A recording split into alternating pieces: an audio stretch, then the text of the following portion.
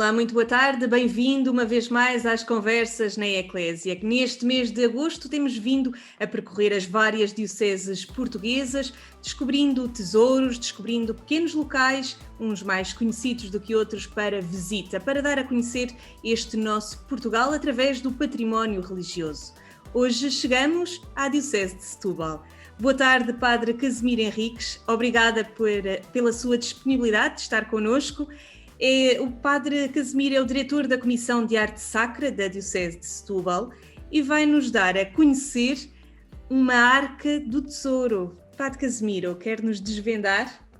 Olá, Sónia, muito boa tarde. Obrigado pelo convite, também dirigido à nossa Diocese e à nossa Comissão de Arte Sacra. Pois foi assim que eu descrevi a pequenina igreja, ou capela, ou ermida, como preferirem, do Senhor do Bonfim, que se ergue aqui na cidade de Setúbal, e eu digo que ela é uma pequenina Arca do Tesouro, porque de facto é uma pequenina igreja, onde estão praticamente todas as artes, todas as disciplinas da história da arte. Os azulejos, a talha, a pintura. Depois dentro da escultura temos em madeira, em terracota, e depois as esculturas de vulto redondo, portanto as esculturas só para se ver, imagens de vestir. E depois na sacristia ainda tem um arcaz em vinhático, também com um belíssimo respaldar, onde estão também pinturas e onde também tem uma belíssima cruz. E por isso é que eu digo que é uma pequenina Arca do Tesouro, porque quando entramos lá dentro sentimos assim, como se nós próprios também fôssemos parte daquela arca, como se nós fôssemos aquela pérola preciosa que hoje o Evangelho fala. Também nós pertence daquela pequenina arca, portanto a igreja é toda revestida de arte, desde o chão, literalmente, desde o chão até ao teto, e pronto, e daí nós termos indicado este belíssimo lugar também a visitar. E, portanto, inicialmente esta capela ou esta igreja foi dedicada ao Santo Anjo da Guarda e agora é dedicada ao Nosso Senhor do Bonfim. Sim. Portanto, ela surge por um voto, uma disposição testamentária de um padre, o padre Diogo Mendes, que em 1669, então, dá parte dos seus bens para construir esta igreja, com a invocação do Anjo da Guarda. Portanto, devia de ser uma invocação ou um desejo particular, uma devoção própria do Sr. Padre. E em 72... a capela já está aberta ao culto, exatamente com esta invocação.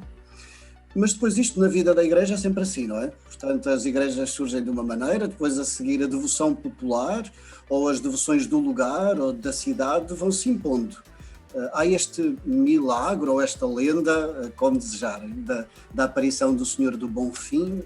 Portanto, conta-se que uma senhora, uma mulher, estaria a apanhar cavacas, lenha, junto à praia, portanto que era um lugar onde as pessoas pobres, e nomeadamente aqui da cidade de Setúbal, iam buscar essa lenha dos navios naufragados e por aí fora, também da lenha que ia caindo da serra ao mar e depois o mar depositava na praia. Portanto, essa senhora então vai apanhar lenha e encontra, junto dos destroços de um barco naufragado, a cruz do Senhor do Bonfim.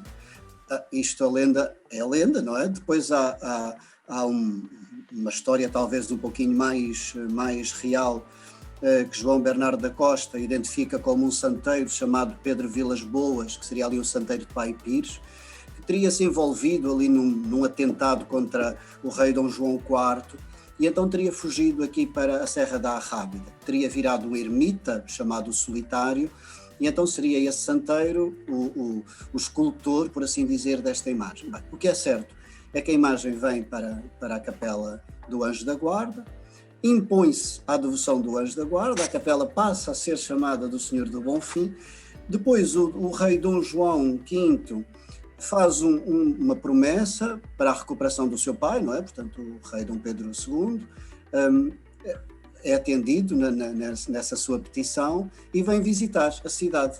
E quando visita a cidade, em 1711, visita a capela do Senhor do Bonfim. Ora, a visita do rei é um excelente patrocínio, não é? Portanto, é uma excelente forma de se promover qualquer culto. E às vezes isto não era feito inocentemente. Aqui penso que foi mesmo, de facto, assim um pouquinho mais ligeirinho. O rei visita e pronto, e a devoção impõe-se. A partir daqui há uma profusão de sírios, de romagens, por aí fora, que visitam então a Capela do Senhor do Bonfim. Quando nós ouvimos falar da Capela do Senhor do Bonfim, de certo que também quem nos acompanha, este nome Bonfim não é estranho. Há aqui uma ligação ao Senhor do Bonfim no Brasil. Exato. 275 anos de devoção, este ano já 276, não é? Da devoção do Senhor do Bonfim da Bahia, São Salvador da Bahia, e foi daqui que ele foi. Portanto, isso já um bocadinho mais tarde, não é? Portanto, mas há um capitão de mar e guerra, o Teodósio Rodrigues de Faria, que em 1745 leva uma cópia do Senhor do Bonfim para a Bahia, isto porque ele tinha passado por uma tormenta. Também ele faz um voto ao Senhor do Bonfim e promete que se salvar daquela tormenta, leva o Senhor do Bonfim para a Bahia. E o Senhor do Bonfim não foi sozinho, foi o Senhor do Bonfim e foi a imagem de Nossa Senhora da Guia. Essa imagem de Nossa Senhora da Guia também ainda tem devoção em Setúbal, essa já aqui em Santo António do Postigo, já mais aqui para este lado do fim da paróquia, aqui para o lado do nascente. Portanto, então é esse homem que leva depois a imagem para São Salvador da Bahia, e a imagem do Senhor do Bonfim, ou a devoção do Senhor do Bonfim, ganha de facto uma preponderância enorme, não é? E no Brasil tem de facto várias igrejas, vários santuários, várias capelas dedicadas a esta devoção. Mas então a sua origem foi aqui na cidade de Setúbal, sendo que a outra agora é mais conhecida do que a nossa. Setúbal para o Brasil, mas deixe-me trazer aqui também para aqueles que estão mais distraídos e que o Bonfim possa dizer alguma coisa. Esta igreja está, paredes meias, com o Estádio do Bonfim, aquilo que é conhecido como o Estádio do Vitória de Setúbal. Que lhe dá nome, não é? Portanto, primeiro originalmente a capelinha do Senhor do Bonfim e depois toda aquela zona ganhou este epíteto, não é? Portanto, este nome, esta toponímia, não é? Portanto, então o bairro do Bonfim, o Estádio do Bonfim, o Jardim do Bonfim e pronto. E de facto o Vitória de Setúbal está ali bem guardado pelo Senhor do Bonfim. Padre Casimiro, deixe-me puxar aqui um pouco mais o seu lado testemunhal, porque sei que esta capela, esta igreja, tem também aí no seu percurso de vida, no percurso vocacional, aí um lugar de destaque. Quer-nos contar? Sim, portanto, quando fui seminarista, não é? Portanto, nós aqui em Setúbal, e penso que em todos os lugares, temos um período em que fazemos o ano pastoral. Primeiro, os anos pastorais são apenas ao fim de semana, onde vamos para uma paróquia ao fim de semana e acompanhamos um determinado padre, que será nosso formador nesta área da pastoral, aprendermos a organizar a paróquia e aprendermos a organizar os serviços, ver como é que aquele sacerdote trabalha, como é que aquela paróquia funciona, para depois então termos assim uma experiência de campo, independentemente das nossas experiências de paróquias de origem. E, portanto, no meu percurso de seminário fui colocado aqui em Setúbal, aqui na paróquia da Santa Maria da Graça e São Julião, da qual então faz parte a capelinha do Bonfim. Na altura o meu formador era o Sr. Padre Graça e o Sr. Padre Graça pediu-me para eu acompanhar alguns grupos que tinham sede na Capela do Bonfim. Foi assim que eu conheci a Capela do Bonfim e foi assim que também fui trabalhando. Depois, com o Padre Rui Rosmaninho, a mesma coisa, portanto, ia à missa todos os domingos às 9 da manhã, que ainda hoje continua assim, portanto às 9 da manhã no Bonfim, e fui-me ligando àquela comunidade.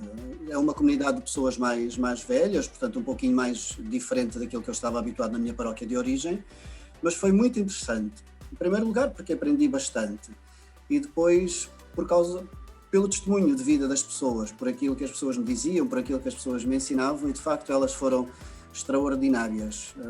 Também é verdade que eu era quase assim um bocadinho a coqueluche da coisa, não é? Porque um rapazito mais novo e tal, numa comunidade mais velha, já sabemos que é assim. Mas de facto foi uma comunidade fantástica. E depois, quando celebrei a missa nova aqui na paróquia, fiz questão que fosse lá. Tinha sido ordenado na catedral, não é? Mas aqui na paróquia fiz questão que fosse lá por causa disto mesmo, por causa daquilo que aquela comunidade me dizia, que as pessoas me diziam, e também porque com a chegada do Padre Rui, a comunidade, a igreja, foi sendo restaurada devagarinho e eu também fui assistindo a isso. Portanto, havia ali também um pouquinho do meu acompanhamento àquilo tudo e, portanto, da própria reestruturação da comunidade, da vida da comunidade. Hoje é lá que está assim, o centro catequético da paróquia e, portanto, também tinha visto isto, a mudança daquilo e também por aí também há esta ligação pessoal, não só pessoal, mas também pastoral àquela comunidade, àquela igreja. Duas mudanças aqui em paralelo, o padre Casimiro, não é, na sua linha vocacional, e a própria igreja também aqui a caminhar para o restauro. Fomos crescendo, fomos atualizando. Eu, exatamente como disse Sónia, eu na minha caminhada em direção ao ministério sacerdotal e a capelinha que se ia alindando, que se ia recuperando e de facto está muito bonita, está muito bem, conforme já disse, nas suas diferentes disciplinas. E de facto é um belíssimo testemunho daquilo que é a própria igreja e daquilo que é o testemunho da comunidade, não é? Que recebe do passado e que deixa para o futuro, assim como nós, assim como eu, que também ali recebi do passado, daqueles que me ensinaram e que agora tenho o dever e a função de transmitir para o futuro o que aprendi.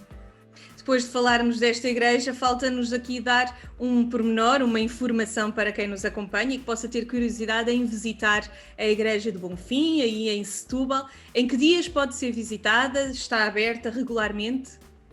Ela está aberta regularmente, todos os dias, de segunda à sexta, a partir das 3 até por volta das 5, 5 e meia. Há um grupinho de senhoras que vão rezar o terço e que estão lá para a abertura da igreja e que podem prestar alguma informação. Depois, ao domingo, às 9 da manhã, portanto, há também a celebração da Santa Missa naquele lugar. E depois também alguma visita que se queira fazer, basta contactar a paróquia de São Julião ou de Santa Maria, o Padre Rui, o pároco atual. Portanto, e certamente assim fora destas horas também haverá a oportunidade.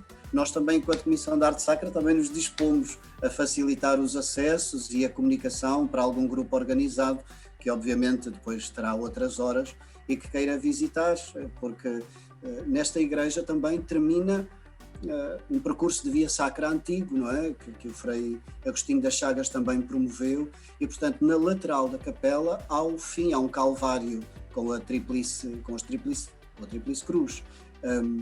E esse percurso começa no Convento de Jesus. Portanto, o nosso convite é não só que visitem a capelinha, mas que na própria cidade também possam fazer este percurso e até descobrir ainda bastantes capelas do Calvário que existem, que estão na rua, portanto, e disponíveis para serem visitadas, vistas de fora, obviamente, mas que estão disponíveis visitadas e, de facto, a cidade também merece esta visita e depois também não faltarão iguarias para aconchegar o estômago depois com a fome que provocam as visitas. E que convite melhor poderia haver aqui deixado para visitar Setúbal pelo Padre Casimiro Henriques. Muito obrigada pela sua disponibilidade, Padre Casimiro, de nos dar a conhecer aqui esta pequena arca do tesouro, mesmo no centro da cidade de Setúbal. Obrigado nós, Sónia, obrigado. Bem-aja. Para si que nos vai acompanhando nas conversas da Eclésia, Setúbal foi hoje o destino com a Igreja do Senhor do Bonfim. Amanhã voltaremos às 17 aqui na Eclésia.